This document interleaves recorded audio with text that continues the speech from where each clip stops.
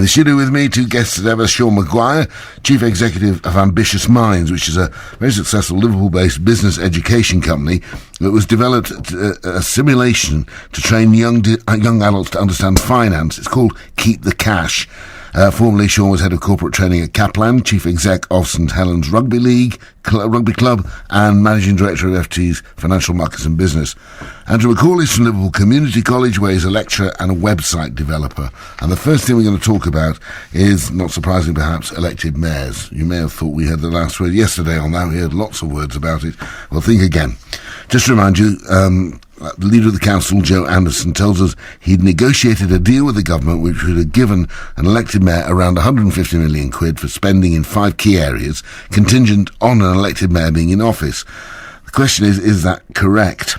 Deputy Prime Minister Nick Clegg has written to all the party leaders in the city, casting doubt on that suggestion, while the Department for Communities and Local Government has said that ministers are merely considering Liverpool's proposals. On the line now is the Liverpool Lib Dem councillor Richard Kemp. Richard, has Joe Anderson jumped the gun in your view? I'm afraid he has, yes. And I'm particularly worried about this because I'm desperate for a deal to be done. You know, I've been on your programme for the best part of 30 years now, moaning about government interference. So I want to get the powers back to Liverpool. But the way we're going about it is frankly incompetent. Firstly, no deal has been done. The Department of Communities and Local Government have said that. Liverpool is in the same position as the 7 other councils that were invited in December to submit proposals. So discussions are going on. I actually support what the council is going for. I would like the new powers they're going for. We could unite politically behind the offer. But the other thing is, the Deputy Prime Minister has made it absolutely clear that if we want new powers, we have to change the way we govern ourselves, and I entirely support that. But he's made it absolutely clear that it doesn't have to be an elected mayor. It could be any other system which is robust and which meets the needs of Liverpool and its people. Yeah, I mean, I've looked at the letter from Nick Clegg. Now, it's got 2 lines which slightly confuses me. As part of the deal negotiations, it says, government seeks reassurance that each city will have the strong and accountable governance structures in place necessary to bear this increased responsibility. Now, the implication of that is that the cabinet system is not strong and accountable, and that therefore an elected mayor will be what would be the option. But one line later, he says it's not contingent on having an elected mayor. Yes, the implication of that is that we have to convince the government if we want new powers, we know how we're going to manage them. The powers on offer... Well, he doesn't say that. He says structures, governance structures. Governance structures. So well, that's whether you have an elected mayor, a cabinet system, a council system. It could be a whole variety of things. It could be an entirely new type of committee system. Because the other parts of the Localism Act say that any council, except the 11 who had to go for a referendum on this from the 1st of April, can move to any system of governance that they think is right for them. And many councils will move away from the cabinet system, which is remote, which hasn't worked particularly effectively. We could choose to do all sorts of things in terms of taking power away from partly the town hall and giving it back to communities. So what we have to show is if we want X, Y and Z powers, we are going to have the governance systems in place to manage those and supervise them properly. And you're saying anyhow that Liverpool hasn't yet finalised the deal in relation to this? Absolutely, and I'm not claiming that. The Department of Communities and Local Government made it clear, and that's up on a BBC website. Yes, so it is. There is no deal be done. There is a deal that could be done, and as I say, I'm afraid that by making these inferences, by jumping the gun, and by claiming things which clearly are not correct, although Joe might think they're correct, we might be damaging our opportunity to get those powers and to get that money. Well, part of his argument is you're saying you want to go ahead quickly and get something sorted. Yep. Part of Joe's argument, as I understood it yesterday, is that by going for it now, rather than having a referendum, then you'd have a vote in November, and then the powers and everything else might come, let's say, in January, February, March of the following year. By doing it now, getting the vote in now, getting a new mayor now, getting an elected mayor now, you get the money that much more quickly and get on with it. Well, that isn't correct either, because we now have the Localism Act in place, which will transfer the powers. What we don't have in place yet is the secondary legislation, things called statutory instruments, which aren't going to start coming on stream till July, and the last ones will come through in October. So some of the powers can't be transferred till November, December anyway. because the secondary legislation to do the transfer hasn't yet come through. So Joe is saying we can prepare to take the powers, but we could be preparing to take the powers now under any system. But very few powers of the new powers that have been offered by the government will transfer. What we'd actually have is Joe effectively being the leader of the council, but called the elected mayor. Until those statutory instruments go through, and not enough powers have been transferred to make the job worthwhile. In any event, he's got to get this through council. Now, I think, am I right in saying he's not just got to have a simple majority, he's got to be a 2/3? He's got to have a 2/3. Now, that's not going to be that easy for him, is it? Well, if every member of the Labour Party votes according to the whip, and they are going to be whipped onto this, they will get it through council. We know... By one vote or something like that, because one of their members is the Lord Mayor, who can't vote. Yes, and we know that many of their members, even those members who are in favour of having an elected mayor, are not in favour of the council making the decision.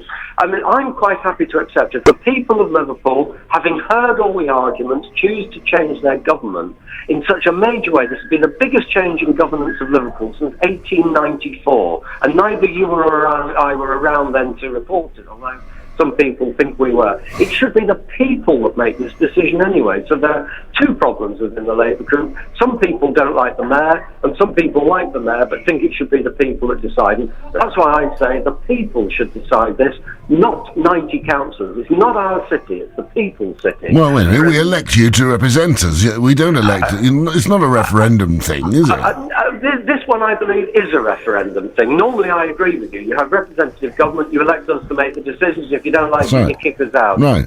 It is a major constitutional issue. This will affect the way Liverpool is run for a long time. Experience from the rest of the country. For example, last week, Doncaster voted to have a referendum to get rid of the mayor. Stoke has already got rid of the elected mayor system because of the problems that it's created. And that's why this is so important. This could affect Liverpool for decades. This is the choice that the people must make, not a cabal of councillors, not even if it's all 90 of us working in the town hall. Can I just finally hypothesise with you for a minute that this goes through council? There is a vote in May on an elected mayor, not whether we should have one or not, but on a specific person. Will you be standing, or will the Lib Dems put somebody up? Oh, the Lib Dems will certainly stand. We don't approve of it, but because we know the pitfalls, the bad things about mayoral governance, we can minimise them and try and make the mayoral system work. But it is not the most effective way of running a city like Liverpool. Do you know who's going to stand then? If you do, is it going to be Paula Keaveney, or might it be you? It will certainly be a Liberal Democrat. All right, thanks very much indeed. Okay, thanks, Roger. Thanks a lot, Richard. Richard Kent there, Lib Dem councillor in Liverpool. Okay, in the studio with me, as I say, Sean McGuire and Andrew McCauley. What do you reckon, Sean? Well, that's clear then, isn't it? It's very transparent. If it's the biggest change in the way this city's governed since 1894, and the system from 1894 to 2012 needs to be radically changed, then perhaps Councillor Kemp's got a point that should be approved by a popular mandate. It is a big issue. It's bigger than... It is a big issue, etc. And but what seems to me to be the key question to ask is, what benefits will come to the hard-pressed people of Liverpool in these very difficult circumstances by the appointment of a directly elected mayor, as opposed to the current governance arrangements? In other words, it seems to have to do with a very small group of people who are interested in these structural changes, but I wonder how it will affect those people who are living on benefits, don't have jobs, have children that can't get jobs, and are in massive debt and arrears in their private circumstances, can't pay their mortgages, etc. Would think they might be interested in one or two other things than what Councillor Kemp described as the machinations of a political cabal. Well, I think you've got a good point. I don't think it's first conversation down the pub tonight. We need to have a mayor. I mean, it's a conversation that a certain minority of people are having with each other. But there again, if it means that we can't, as people who pay money to keep the council going, have a direct say who leads that council, because at the moment we don't. No. It's the political parties who decide who the leader is. Then maybe there might be some mileage in it. But the idea of having an elected mayor and then keeping another mayor, we were discussing this before, they're actually talking about keeping a ceremonial mayor. Oh, they will. The Lord Mayor is not affected by this. It's all getting a bit Which mayor are we talking about? Yeah. But mayor number 1 and mayor number 2. Isn't the thing that seems to me to be at the heart of this that the idea that the government, who we fund, remember, the government doesn't have any money, we pay for the government, that the government is going to somehow bequeath 130 or 150 million pounds to Liverpool to be used to do what, I think, is the important question, for what purpose. But if this is linked to some kind of insistence that Liverpool has to change its governmental arrangements, I would find that very hard to believe, frankly. Well, that's what confuses me about the letter of Nick Cleggs, because, as I quoted to Richard Kemp, they want reassurance that we have the strong and accountable governance structures in place. Now, that implies that we don't. Yeah. So what do they want as an alternative? Well, the one they're pushing is elected mayor. And yet, 2 lines later, he says, no city deal is contingent on having an elected mayor.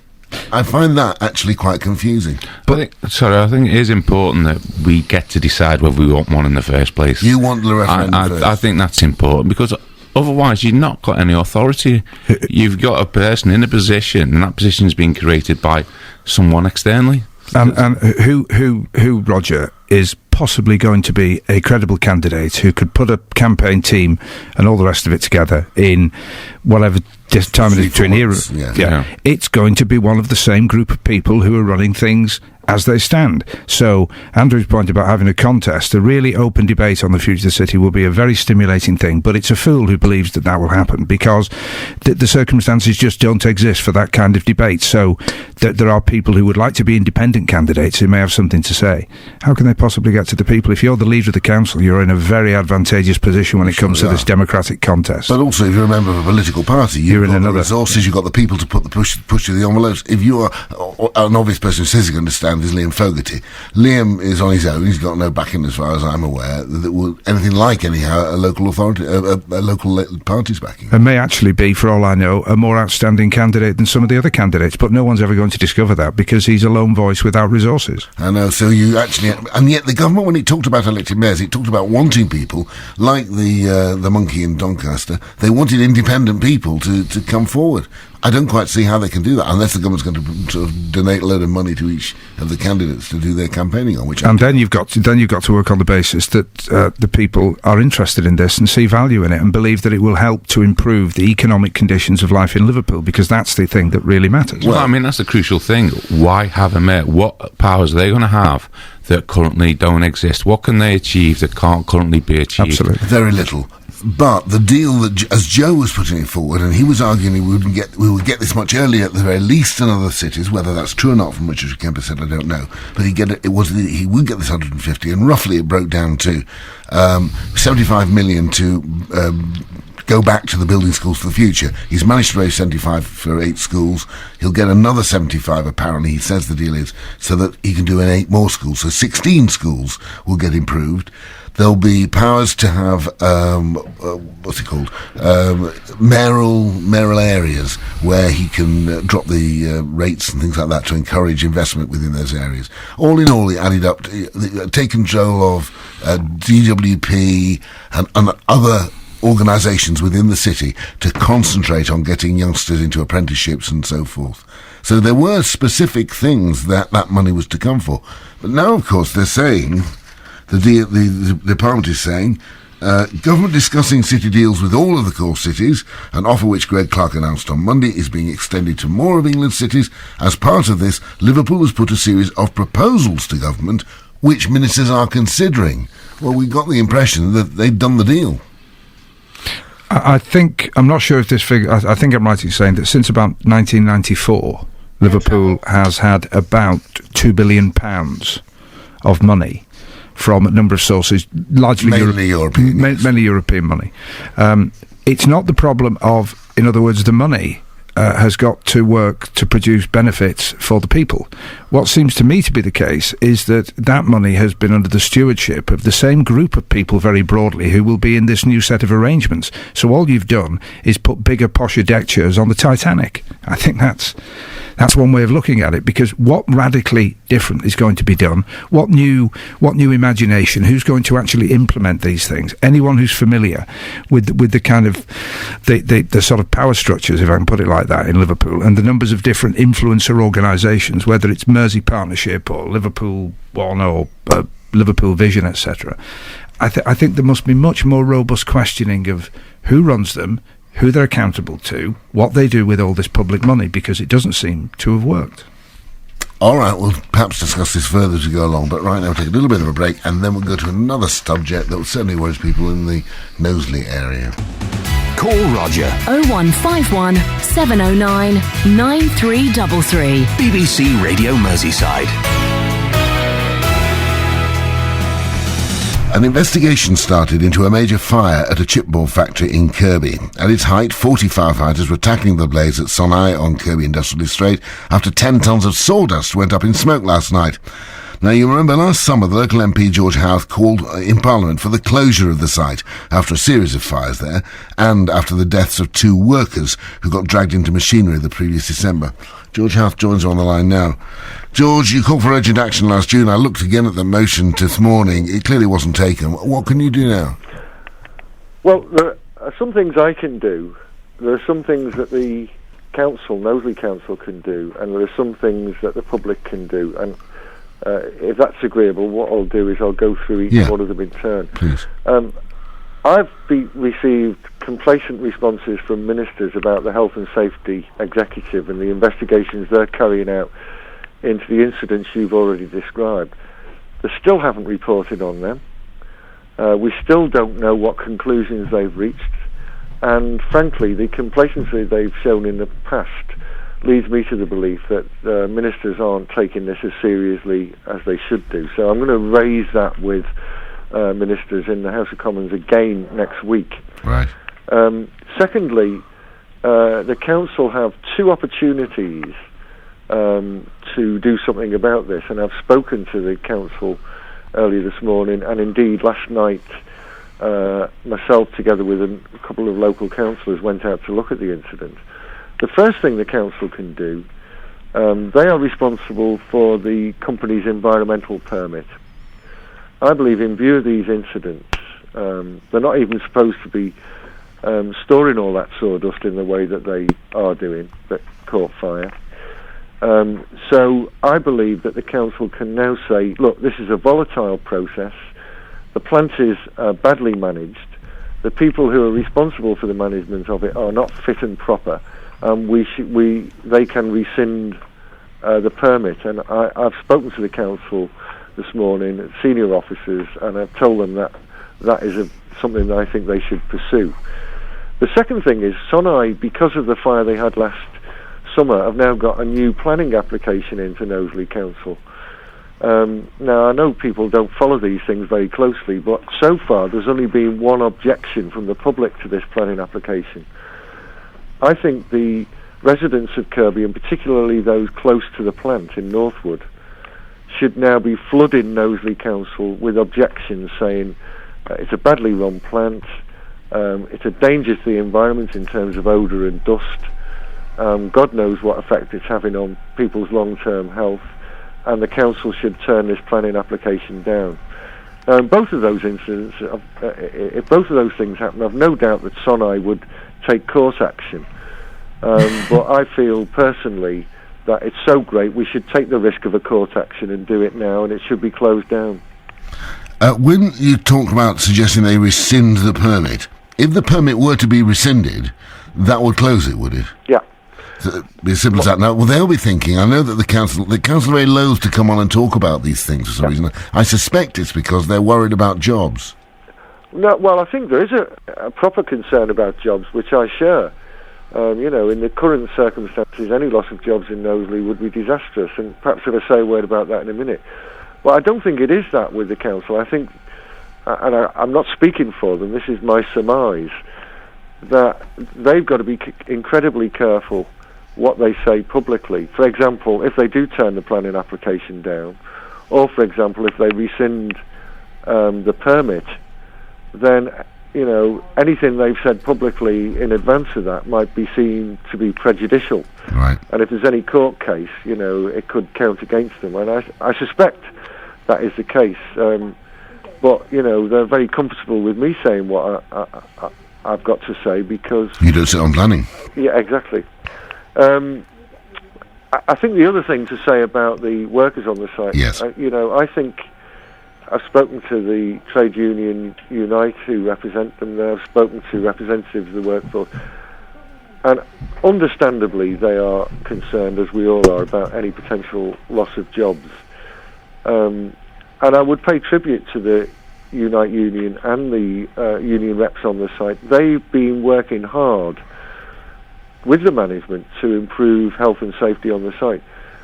I don't think the problem is with the workforce. I think that the management have proved over and over again that they're not fit and proper to be responsible for a volatile and unsafe plant like that. So I've no criticism of the workforce, and I think it would be terrible if they were to lose their jobs. But in the end, their safety and their health and the peace and security of the community as a whole has to take precedence over all other considerations. It could be that the reason not many people, perhaps not many people know about planning, but that not many people have objected, although they may now after what you've said, is that they are worried. They're worried about this plant providing work for them, although I don't know how many people actually locally work in that plant or whether they come from quite a long way away. No, a lot. To be fair, a lot of them do live, who work there do live locally. Not all of them, obviously, but and there may be an element of that, Roger. I think I had an email off a lady this morning, and she expressed her frustration at the situation, and particularly the frustration at her inability and the inability of those who represent her to be able to resolve this problem. And I suspect there's an element of people saying, oh, well, what can we do and who's going to take any notice of us? And I understand that. But believe me, I believe if the council were flooded with objections to this planning application, they would feel more confident in taking what the decision the community would like to see, knowing that they have the full backing of the community. All right, thanks very much indeed for talking about it, George. Thank you, Roger. That's the local MP around the Summit, George Howarth. And Sean McGuire and Andrew McCauley still in the studio with me. Andrew?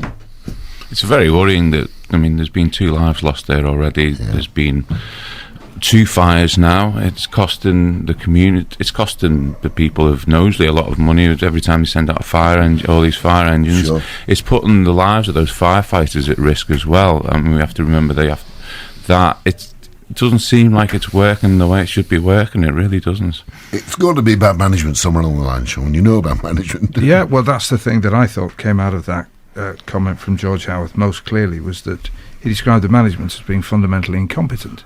So is the problem really solvable by having competent management who can run this plant safely? That seems to me to be the question, because I thought he was a bit blithe about the idea of job losses in Kirby. I think that would be an absolute disaster.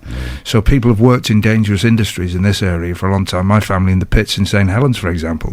But if they're well managed and well run, and the union are working with management, which is a key thing, then perhaps that's the way of solving the problem. And if that is the way to solve it, it seems extraordinary to me. It's just not been done. But it's been there since 2000, I think it moved in. There have been on regular occasions these kind of, not sometimes as high profile as this, some of them are, but an awful lot of things seem to go wrong for a very long period of time.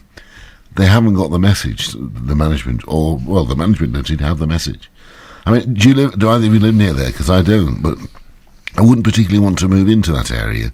No. I like Kirby, it's a nice area, but I wouldn't want to move close to that plant because I'd be worried. I'd worry for my children's health. Just last night, the amount of smoke that was coming out of there, I don't know what's it. It's sawdust, but it can't be good to be inhaling and having all over your car every morning or whatever. Has anyone come on from the company to comment? The company are very loath to comment about these things. That's been true. I think we've approached them, but I'm not sure whether they've come back to us yet or indeed decided not to come back to us. Certainly our experience in the past is they're very loath to comment, very short statements perhaps, but we haven't got one yet. There seems to be people are riling Camerons saying, we need to get rid of health and safety, and the health and safety police this, health and safety police that, and that's often in the Daily Mail, the health and safety's gone wrong. But this is what health and safety is all about. It's about protecting people in the workplace. It's about making sure factories like that work properly. And so any cuts to the executive to inspect these factories can have a direct effect on this. Did you find that the health and safety was so much red tape in the firms that you've run? I think that there's a big difference between those aspects of health and safety that are essential in dangerous industries, for example, and those aspects of health and safety which are a token sort of bureaucratic procedure which add very little value, so that when you're waiting for your train and it's late, they don't apologise for that, but they do say, it was raining this afternoon, so please be careful of your footfall, for example. That's the type of health and safety stuff that I think drives people around the bend. But an industry like that, where men are being killed at work, it's essential that it's policed rigorously, like they used to in the coal mines. And I believe, for example, that one of the greatest achievements of the nationalisation of the pits was that the injury and death rate went down very substantially. Never talked about now, but it was the first thing. They used to talk about blood on the coal, they got rid of that. So if people are dying in a factory in Knowsley, it's an absolute bloody... If any investment bankers were dying at their desks, I think we'd be doing something about it very quickly. Yeah, I mean, the logic of what you just said about the coal industry, I don't know if about it, probably you don't now, is that therefore, I mean, I can think of recent coal deaths. There have been 2 issues recently with coal death. Maybe there are more people dying now in these private, because it's private coal now, isn't it? British Coal is a private organisation. Is it private business, yeah. And maybe there is a temptation, because health and safety costs. Of course it does. And there's a temptation, if you want to save a bit of money, well, do you really need to... Cut a few corners. The building industry is notorious for it. I think, I might be wrong in saying this, there are more deaths in the construction industry than in any other industry per head of... I think actually, Rod, believe it or not, I think farming really is the most I've dangerous. Heard that, yeah, I think farming's the most dangerous, statistically. And the building and fishing industries wouldn't be too far behind. But it's scandalous if people are dying at work because it's not properly managed. That's the bit. It's interesting though about farming. I didn't know that, but maybe it's because farming is more of a solitary thing. You don't tend... I mean, you must do in some farms, but you tend to have farmers who run themselves, and therefore they don't worry too much at all about health. I think it's the supervision of dangerous equipment is the problem. I think that's the common theme in all these accidents. That, you know, rigorous procedures have to be followed to ensure safety. That costs money. It's got to be policed, etc. But I think lives are worth more than profit, so it should be done. I must admit, we're pretty good at the BBC. We're a bit over the top with health and safety. There's all kinds of things that they... I mean, our lights weren't working. One of my desks wasn't working. So my producer last week brought in a light. It had to be, whatever this means, it had to be PAT tested. Yeah. It's just a light you'd ride at home. It could be a faulty piece of equipment and knocked your whole broadcasting out. That could it really? Apparently. but there are, you know, when you said is some of this just notional? Have you ever reflected on? You go to John Lennon Airport on your extensive. Very well paid BBC overseas job. You have to be checked. Everything's taken. You queue up for hours because it's transporting weight. It's funny, it doesn't happen when you go to get a train at Lime Street Station, does it? Or a ferry from Holyhead. I've never quite understood that aspect of health and safety. At Lime Street Station, you queue up inside the train. You queue up exactly.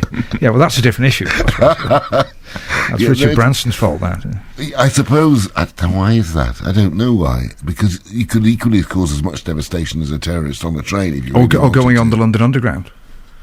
Yeah, there's a programme. I saw a trailer for a programme at London Underground from the inside, apparently saying it's by a hair's breadth that the London Underground operates. Absolutely, every single day of the week. But, you know, don't know what the answer to that one is. They've got an elected mayor. They have got one. Good old Morris. Tell him to sort it out. Yeah, he'll sort it out. Look, thanks very much for coming and talking. Good to see you both, Sean McGuire. Thank you. And Andrew McCauley.